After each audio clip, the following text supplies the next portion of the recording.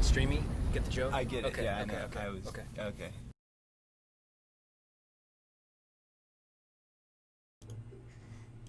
Hey, folks. Hopefully you can hear and see me clearly. Let me know. Because it's time for another story time with Max. Hi. Hi, Odolvik. Hi, Wolfspinna. People are filtering in. Great. So, due to a request, I'm going to continue the Golems becoming story. Hi, if you don't know me, I'm Max Porter, writer, editor, lore keeper, board game designer, and current stream master. Sound seems good here. Great, Fubuwoo. It'd be great if that issue we had before where it was quiet was fixed. Anyway. Awesome. Thanks, John. So, due to request, I'm going to continue the Golem becoming story, which I started last week. And last week we read part 1 of the story and the beginning of part 2. So I'm just going to go right ahead and pick up where we left off. And all right, we'll see how far we get. If we get to start part 3, which is the longest part, that'll be awesome. We can finish it next week, maybe. All right. So,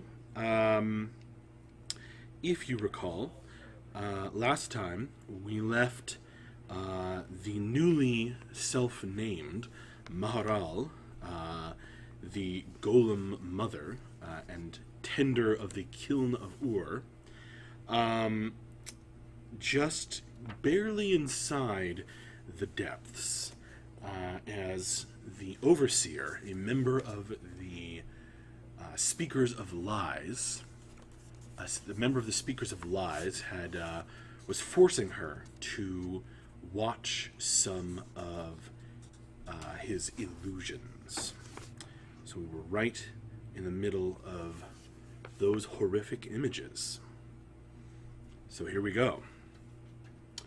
The Becoming Golems Part 2.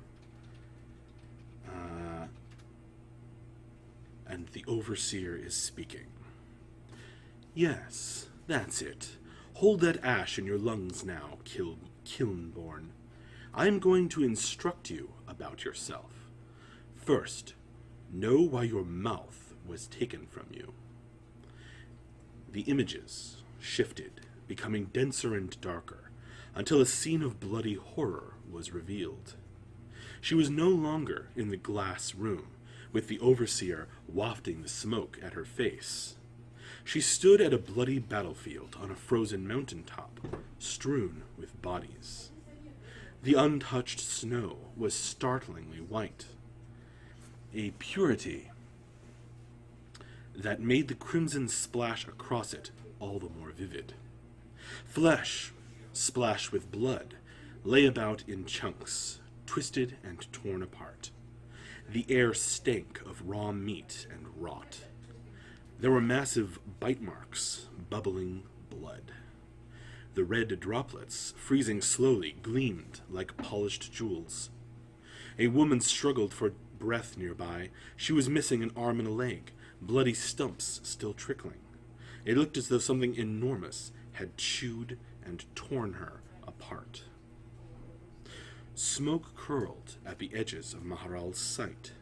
Crinkles and folds appeared in her vision. From a great distance, she heard the voice of the Overseer, growing harsher. The music in his voice was gone, as though the glass room had drained the color from him. And now you will learn why we must make the Kilnborn now, why you cannot be allowed to bear children. Staring at the great white and red expanse shimmering before her, Maharal blinked away tears. When she opened her eyes, she saw a room whose walls were made of metal pipes, pumping and thrusting at each other. Splayed on racks, shaped like five-pointed stars, lay men and women writhing. Unable to look away, Maharal shuddered as a huge, round-shouldered figure ambled into view, chuckling.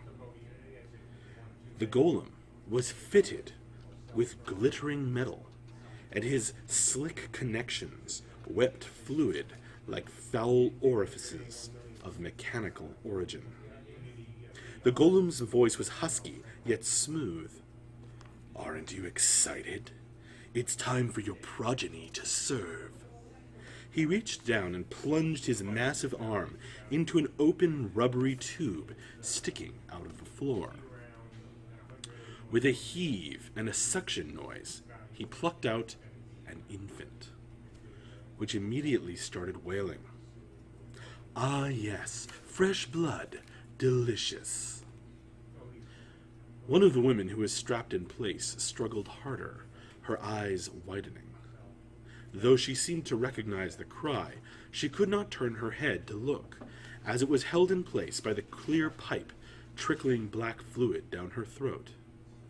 The golem glanced at her and then back to the hiccuping infant. "Oh yes, number 7. This is yours. Beautiful. You will be happy to know that your spawn will serve us well, a devoted creature of the depths."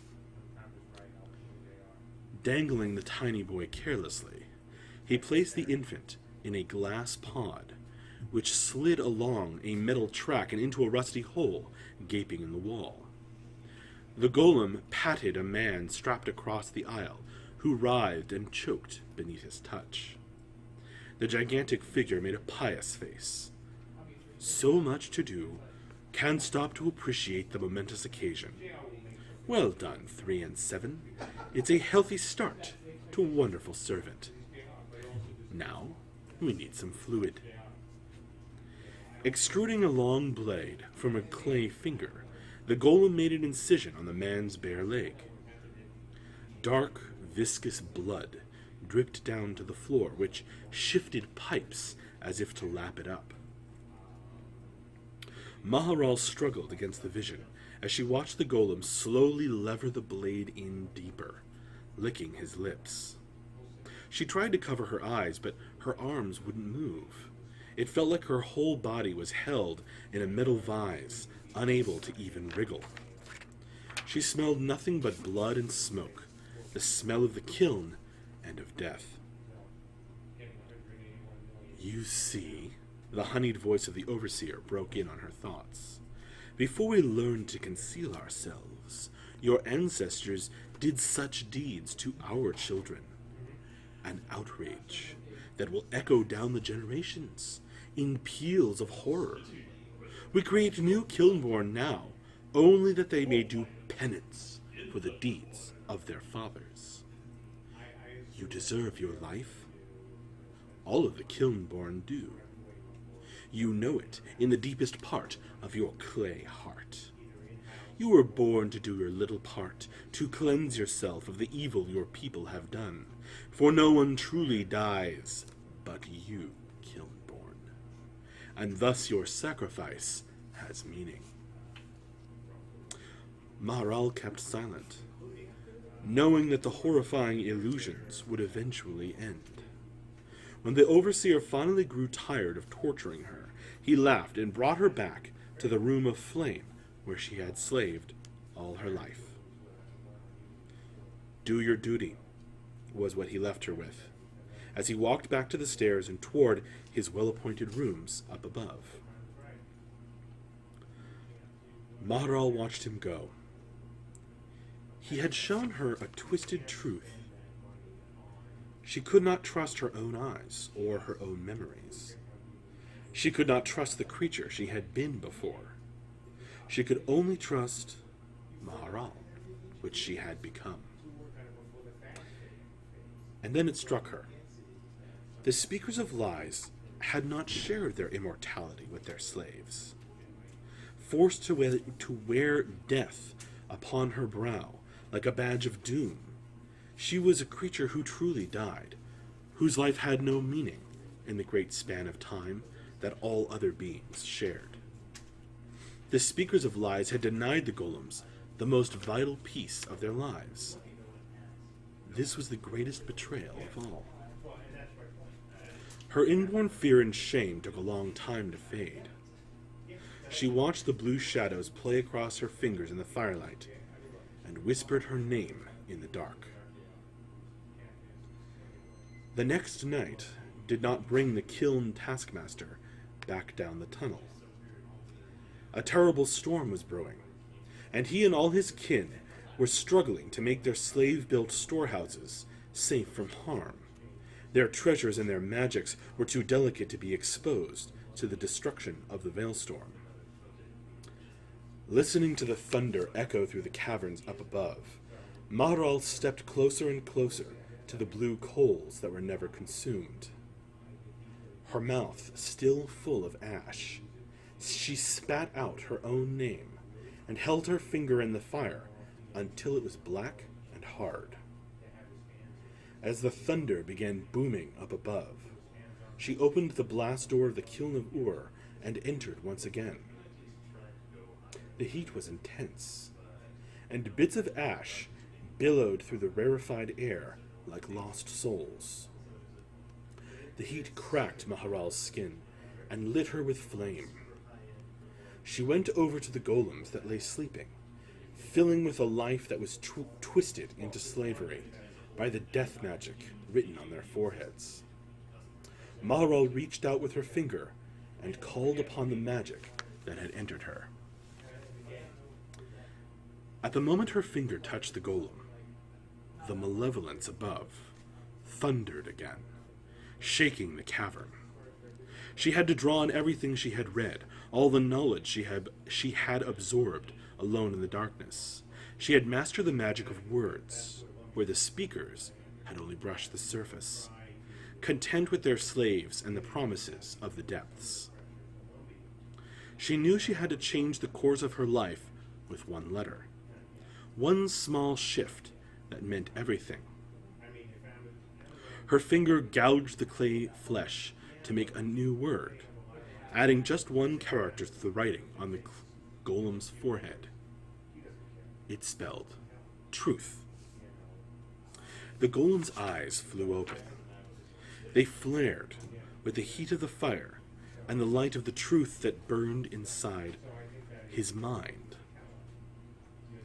He knew at once that the memories the speaker's dark magic had implanted were mere illusions, lies to confuse and shame him. He knew the truth of his youth and his innocence, and his immense power to choose his own life. The golem leapt up roaring, and Maharal smiled through cracked lips as she bent over another kilnborn and wrote truth upon its forehead. He too leapt up, dancing in the fire to see his mother. When they had all been given new life, free and clear of death magic, Maharal was baked to a crisp, cracked and smooth all over. They helped her out carefully and then grasped the kiln of Ur in their mighty arms and pushed it over, toppling the artifact and rolling it into the abyss, where it disappeared in a flash of blue fire. As they left the caverns that were their prison, the voiceless began to sing through the ash that filled their mouths. The storm raged on, spilling water and liquid magic down the stairs that led to the room of fire, where the golems marched upward, still carrying their mother. When they emerged into the clouded light, they found the speakers of lies in chaos. The clouds of shadow ran hither and thither, struggling to protect their gaudy treasures from the storm, even as it tore at their buildings and its magic threatened their minds. Some were turned into abominations on the spot, becoming great bloated things with long arms and eyes in their hands. The rain steamed off of the fire-hot golems, sizzling and hissing. They set about awakening their fellows, pulling them out of the walls and archways to write truth upon them and into them. Their mouths opened for the first time, releasing a united cry. Even in the storm, the buildings caught fire from the furnace that burned in each golem, and the flames spread as they awakened more and more. The speakers saw that the slaves who had given their bodies to form the walls of treasure houses were getting up and walking away, abandoning the scramble to get their belongings out of the storm. The shadowy figures gathered together into a battle line. Blades and whips appeared from the clouds of darkness, who whispered threats